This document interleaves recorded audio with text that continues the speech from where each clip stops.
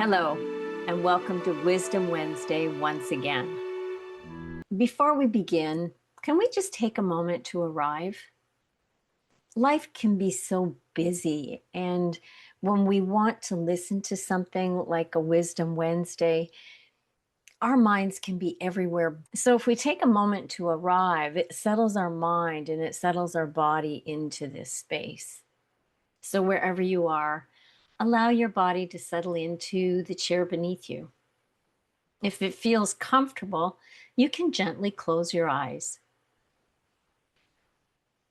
Take a slow breath in through your nose and a long, easy breath out through your mouth. Again, a gentle inhale and an even slower exhale. Control that breath as you release it.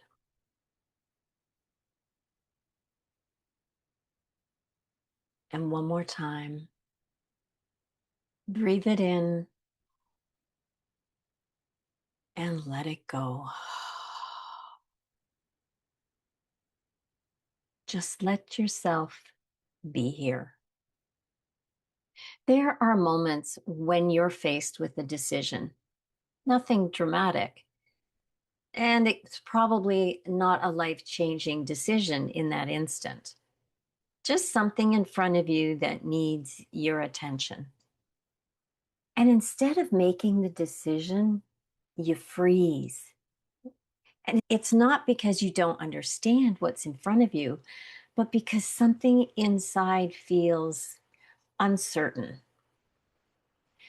You look at the options, you quickly think it through, and you might even know what makes the most sense. And still, you hesitate. And then a thought comes in. Am I making the right choice? Followed quickly by another thought that says, shouldn't I be better at this by now? And there's a moment that often goes unnoticed. It's not the decision itself, but the uncertain feelings underneath it. When the decision stops being about what's in front of you and starts becoming about how you see yourself. Because it's not just about what do I do, it quickly becomes about, can I trust myself to do this well? And where financial insecurity is concerned, it becomes personal. It's not just the numbers. It's not just the circumstances, but the moments where trust in yourself starts to feel less confident. Financial insecurity is one of those topics that most of us don't talk about openly, but we feel it. Financial insecurity is not always as panic, nor is it always a crisis. Often it shows up as a question. Can I trust myself with money? Or even a heavier thought that slips in, I should have this figured out by now. And that thought, that one right there, it doesn't just sit in your mind, it settles into your body. It shapes how you see yourself. It changes how you move through your life. I know a woman who would sit at her kitchen table with papers spread out in front of her. She didn't fully understand the numbers, but she knew she had decisions to make. She wasn't incapable, and she definitely was not unintelligent. She handled so much of her life beautifully. But in that moment of looking at her finances, she felt very unsure. Every decision felt heavy. Every option felt like it could be the wrong one. So she would procrastinate. She would pack it all up, put it back in the box, and try to forget about it. But she couldn't forget about it. It was like a ghost that kept coming to call when she least expected it.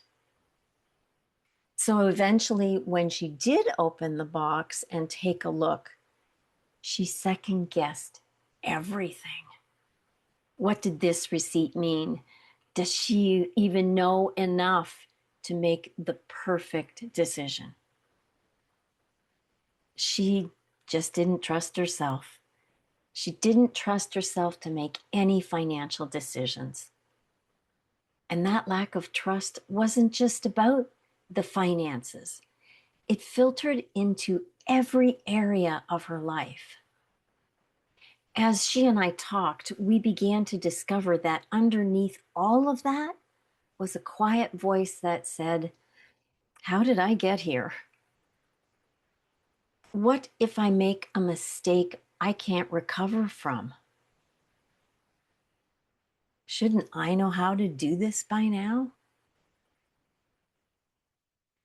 You see, financial insecurity is rarely just about the money.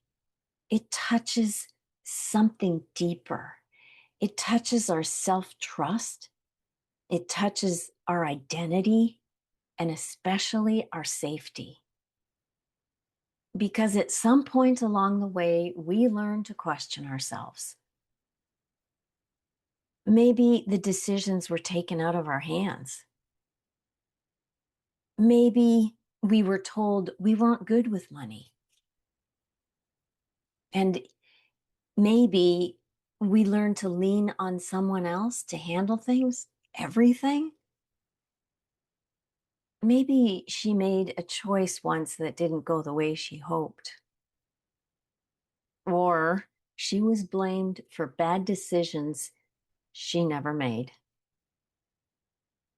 And instead of seeing that as part of being human, it became her story.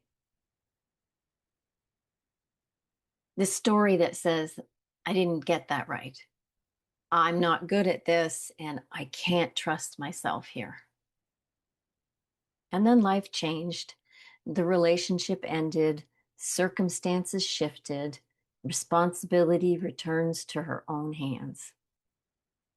And suddenly, it's not just about paying bills or making choices. It's about standing in a place where she has to rely on herself again, and that can feel unnerving. Not because she's not capable, but because she feels she just can't trust herself. So I'd like to gently shift our thinking here, not in a way that pushes you or even rushes you, but in a way that gives you a little more room to breathe. What if the issue is not that you can't trust yourself? What if the truth is that you haven't had the chance to build that trust yet? There's a difference. One says something is missing in you. The other says something is still growing. And growth doesn't happen all at once. Self-trust is not a decision you make in a moment. It's something that forms over time. It forms through small choices, through showing up, and through noticing. You don't rebuild trust in one big decision. You build it in the moments that don't look like much from the outside, but they definitely feel different on the inside. The moments where you would normally turn away and instead you stay with it. Maybe it looks like this. You open a bill or a statement, and for a second, that familiar feeling rises, the confusion, the tension, and that urge to just put it aside for later. So instead of closing it, you keep looking at it. Not to figure it out and not to solve it all at once, but to stay with it for one more minute. Or maybe you're faced with a decision, something simple, but it still feels pretty weighty. And instead of asking 5 different people what they think or avoiding it altogether, you pause. You listen to your own self-talk, and then you choose. And then you do something very different. You stay with your choice. You don't immediately question it, and you don't tear it apart or criticize it. You let it be yours. And there's another side to this, because sometimes it's not about staying with it longer. Sometimes it's about recognizing when you're moving too quickly. There are times we make a decision just to get it over with or to quiet that discomfort and feel a sense of control again. And then later, we have to sit with the impact of a choice that was never really given space. And this shows up in very real ways. Imagine that you're on the phone and someone is asking you to decide on a purchase. Or maybe you're looking at something online and you're not quite sure if this is what you want. You feel a pressure rise inside you. The anxiety ratchets up a notch or two. You're just not sure. Your body will tell you if you are rushing a decision. Your chest will tighten, your breath will become shorter, and your thoughts will start speeding up. And then you really feel the pressure of, I need to decide this right now. And that's the moment to stop and notice. Not to judge the feeling, but to recognize it, to name it. The urgency you feel often comes from inside you, not from the situation itself. In that moment, you are allowed to create space. You're allowed to say, I'd like a little more time to think about this. Or can I get back to you later? You can also say, let me look this over and I'll respond tomorrow. Simple, clear, respectful.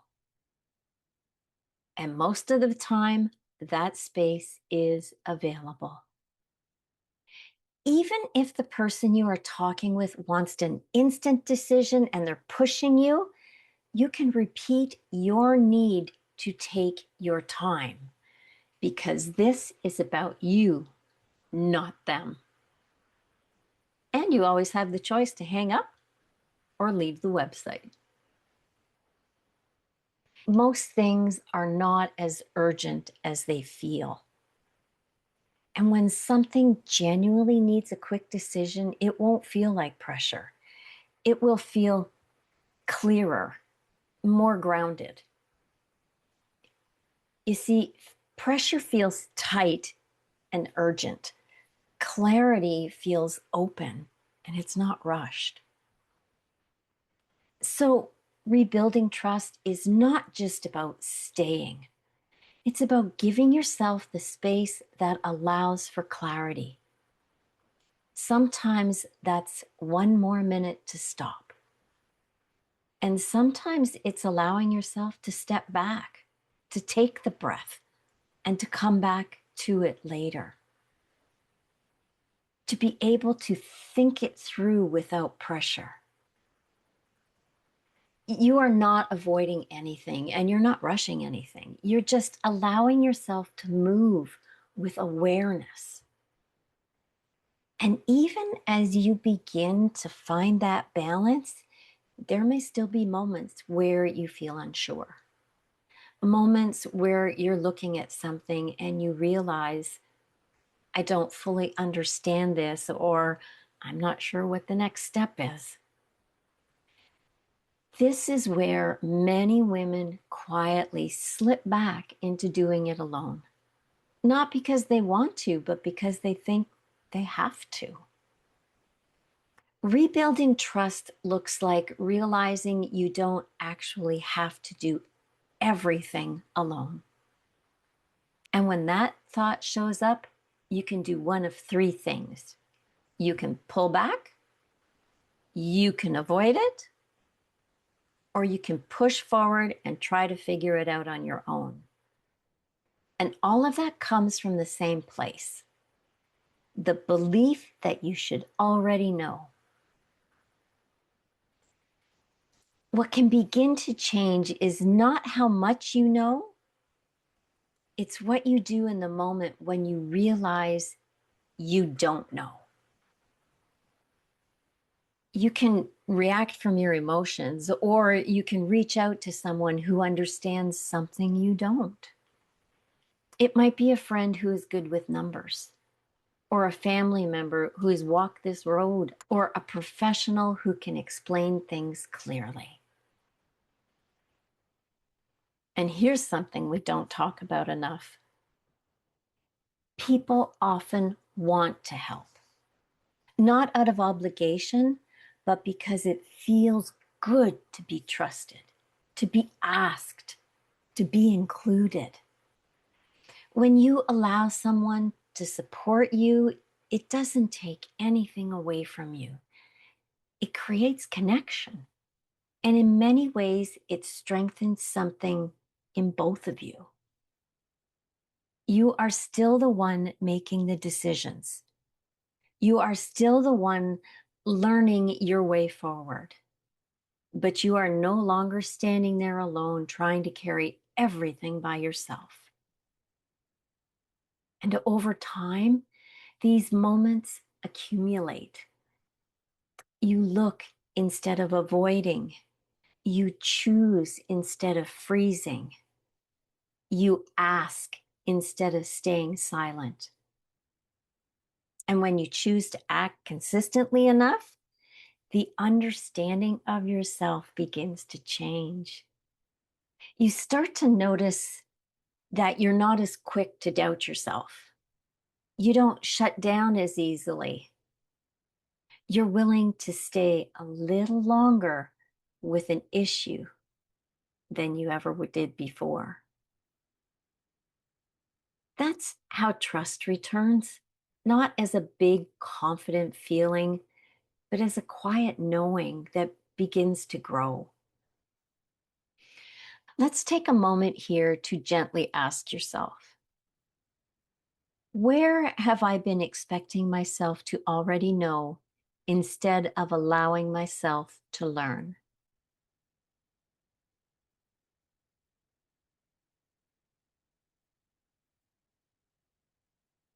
Where do I hesitate?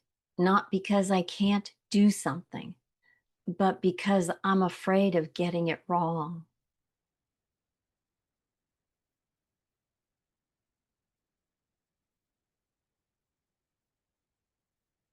What would change if I allowed myself to take one small step without needing certainty?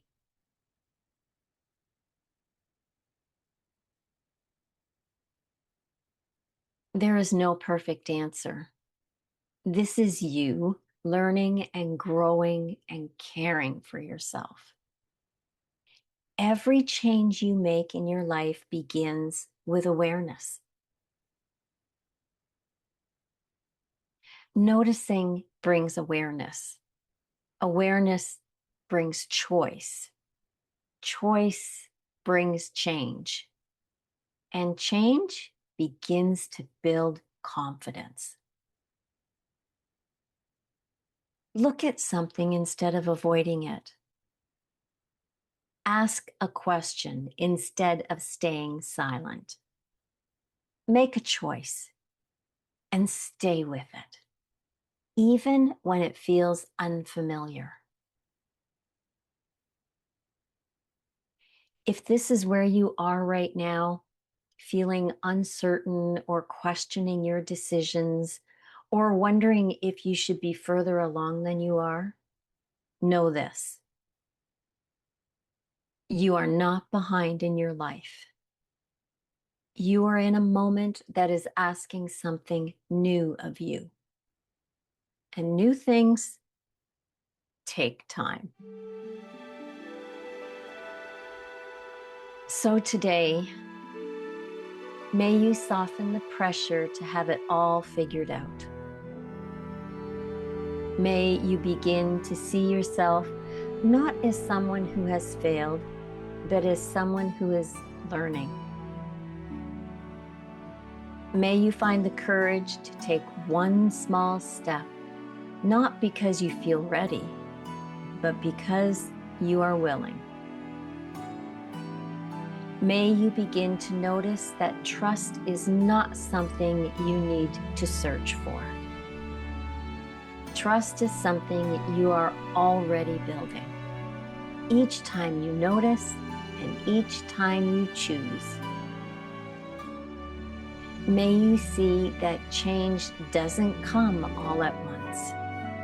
It begins quietly with awareness. And from there, it grows. One moment at a time, one choice at a time. And that's enough for now.